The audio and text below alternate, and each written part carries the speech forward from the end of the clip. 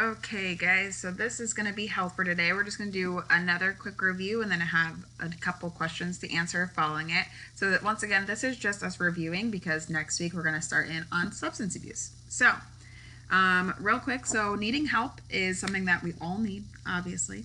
So it's always okay to ask for help if you feel like something just isn't right in your life, right? So for example, you're staying up all night and you're really tired because you've been playing video games all night. Maybe you're just addicted to a game and you can't get it out of your head, and that's okay, but maybe you need to ask somebody for help to see how we can maybe get past that, because you got to be awake for school, right?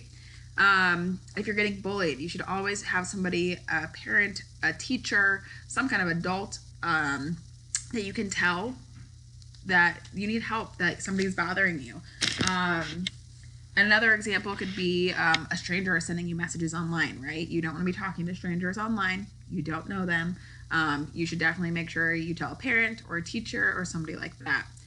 You can always ask an adult and somebody that you trust and feel that can actually help you. And we're always here for you, okay?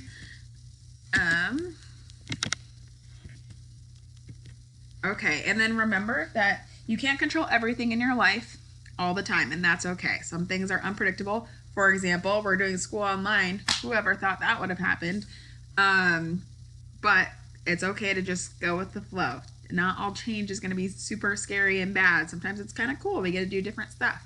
And sometimes you're going to feel really nervous and stressed. Everybody feels that way at some point in their life.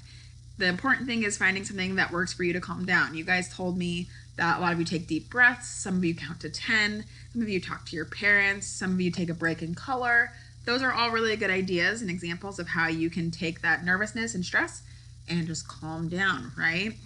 Talking about it and thinking about it kind of helps things not seem as scary, right? It's scary when it's all in your head and you can't get it out, but it also helps when you can just talk about it sometimes. And the more we practice controlling those feelings of stress and anger and all those things, the more we practice, the better we get at it, okay? So go over to Teams and we are going to take our little quiz. All right, guys, good luck.